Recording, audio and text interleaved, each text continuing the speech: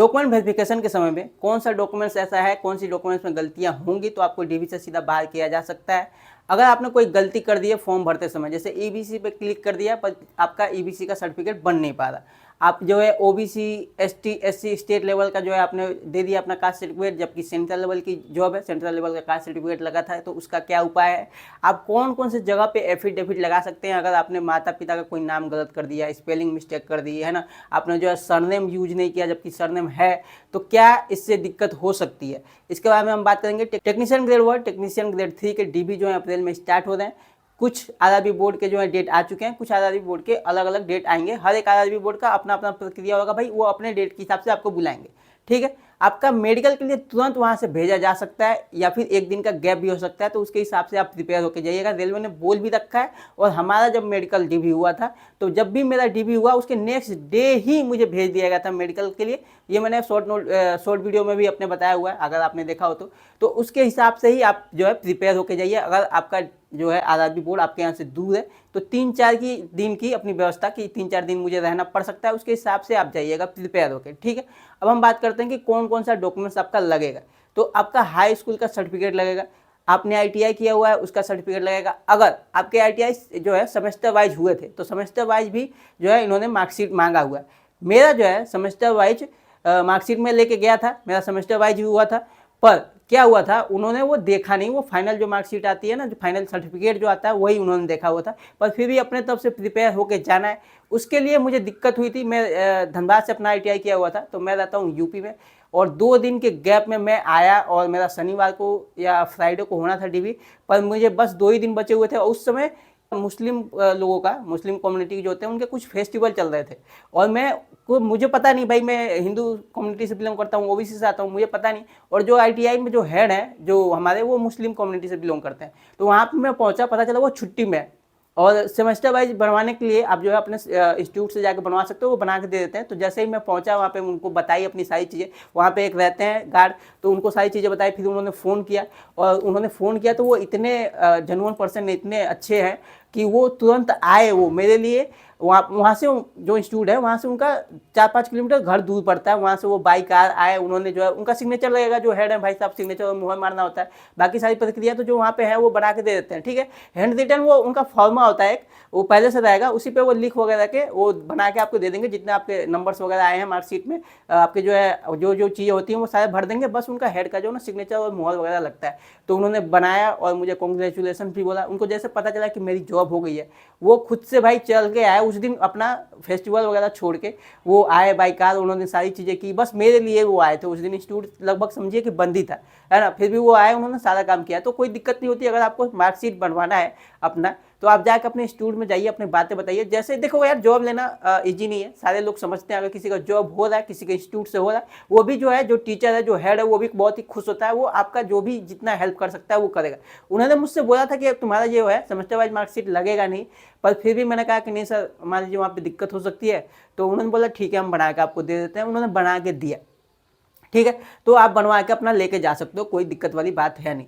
और अगर हम बात करें कि आपके जो है, अगर आपने कोई हायर क्वालिफिकेशन कर रखा है, फॉर्म में भरा हुआ है, जैसे आपने कर रखा है 12th कर रखा है, बीए कर रखा है, तो उसके भी जो है सर्टिफिकेट आपके लगेंगे। आधार का आपका सर्टिफिकेट लगेगा, जिसके 2-2 जीरोक्स लगेंगे, बोला हुआ है दोनों साइड से।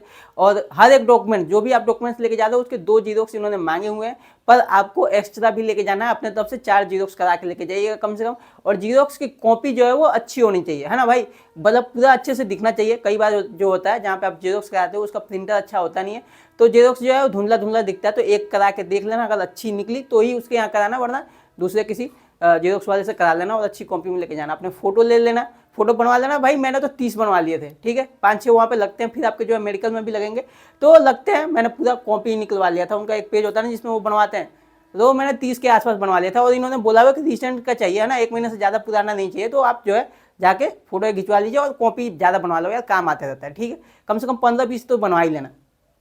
उसके बाद आपके, अगर आप कास्ट से किसी बिलोंग करते हो, ओबीसी एसटी एससी, तो उसका भी कास्ट सर्टिफिकेट आपको लेके जाना है, उसका प्रूफ लेके जाना है। एसटी एससी का कोई वैलिडिटी नहीं होगी, चाहे जितना भी पुराना हो वो चल जाता है। ओबीसी का 1 साल का सेंट्रल लेवल का होता है भाई, 1 साल से पुराना है तो आप नया बनवा लो। जरूरी नहीं है कि आपका डीबी के जो फॉर्म अप्लीकेशन के समय आपने जो दिया था वो रहे ये इंपॉर्टेंट नहीं है, आप जो है नया बनवा के लेके जा सकते हो। वो अगर है तो वो भी लेके जाना, पर अगर वो नहीं है तो उसके लिए घबराना नहीं है कि मेरा फॉर्म वाला जो है गुम गया है। तो कोशिश करिएगा कि मिल जाए, पर अगर नहीं मिलता तो उससे ज़्यादा घबराने की जरूरत नहीं है। जो नया आप बनवा के लेके जाएंगे उसी से काम चल जाता है, ठीक है।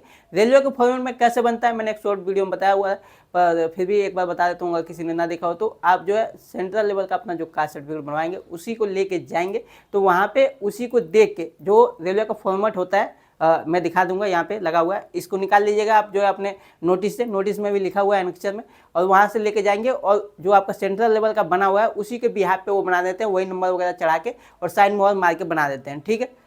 कास्ट सर्टिफिकेट जो है फॉर्म फिलअप करते समय आपने स्टेट लेवल का दे दिया, ठीक है, जबकि लगना था सेंट्रल लेवल का, क्योंकि सेंट्रल लेवल की वैकेंसी है। तो क्या इससे कोई दिक्कत हो सकती है? कई लोग कमेंट कर रहे हैं कि भैया जो है उस समय मेरा स्टेट का था पर अब मैंने नया सेंट्रल लेवल का बनवा दिया कास्ट सर्टिफिकेट, तो क्या इससे चल जाएगा? तो मैं आपको बताऊं, देखो भाई, मैं जो है बहुत दिन से इसको ढूंढ रहा था। एक नोटिस मैंने बहुत पहले पढ़ा हुआ था, या फिर सुप्रीम कोर्ट का ऑर्डर था, मुझे याद नहीं आ रहा। मैं बहुत दिन से ढूंढ रहा हूँ, वो मिल नहीं रहा ताकि आपको प्रूफ के तौर पे दिखा पाऊँ। उसमें उन्होंने लिखा हुआ था कि अगर कोई स्टेट किसी कास्ट को किसी कैटेगरी में मान्यता देता है और सेंट्रल लेवल पे भी सेम कास्ट को उसी कैटेगरी में मान्यता दी जाती है तो कोई दिक्कत नहीं होगी। एग्जाम्पल के लिए हम ले लेते हैं एससी कैटेगरी में आपका आता है हरिजन, ठीक है, हरिजन कास्ट जो होता है ना वो एससी में आता है। अगर आपका स्टेट आपको एससी कैटेगरी में मान्यता दे रहा है कि आप हरिजन हो, ठीक है, आप एससी कैटेगरी में आ रहे हो, और सेम जो है सेंट्रल लेवल में भी एससी कैटेगरी को दी जा रही है मान्यता कि हाँ आप जो है एससी कैटेगरी में आते हैं, हरिजन है, तो आप सेंट्रल लेवल पे भी एससी का आपका कास्ट सर्टिफिकेट बन जाता है, आपको मान्यता दी गई है, तो फिर आपको कोई दिक्कत नहीं होगी, ठीक है। पर कुछ कास्ट ऐसे होते हैं जिनको सेम कैटेगरी में स्टेट तो मान्यता देता है, जैसे ताप्या ताती वाला आपका बिहार में जो मामला चल रहा था, स्टेट में मान्यता तो देता है पर सेंट्रल लेवल पे जो है उसको मान्यता नहीं दी जाती कि हाँ आप एससी में आते हो, इसलिए वहाँ पे दिक्कत हो रही। तो अगर ऐसे कोई केसेस आ रहे हैं कि आपको स्टेट लेवल में मान्यता दी जा रही है किसी कैटेगरी में, पर अगर सेंट्रल लेवल पे नहीं दी जा रही तो आपको दिक्कत हो सकता है। पर अगर आपके कास्ट को सेंट्रल लेवल पे भी मान्यता दी जा रही है, स्टेट लेवल पे भी मान्यता दी जा रही है, तो अगर आपने स्टेट लेवल का लगा दिया है तो दिक्कत नहीं होगी, ठीक है। और बाकी आप जो है नया तो जो है कास्ट सर्टिफिकेट बना के लेके जाइएगा, उससे हो जाएगा। और अगर हम बात करें कि आपके ईबीसी वाले ने जो है क्लिक कर दिया है और 250 रुपये की छूट ले ली है, जबकि ईबीसी नहीं बन पा रहा है, तो भाई इससे आपको दिक्कत हो सकती है। आप जो है ईबीसी वाला सर्टिफिकेट बनवा के लेके जाइएगा, क्योंकि रेलवे ने नोटिस में भी बोल रखा है कि उससे आपको और अदर कोई छूट नहीं मिलने वाली, बस जो है 250 रुपये की फ़ी कंसेशन ही मिलेगा। और एक आता है आपके FAQ आता है ना, तो उसमें भी उन्होंने बोल रखा है कि आपको जो है एक ही छूट मिलेगा, तो इस वजह से आपको दिक्कत हो सकती है। तो आप जिस भी टीचर को फॉलो करते हो, हर एक टीचर ने फॉर्म भरने से पहले ही बता रखा है, आपको सुनना चाहिए बातें।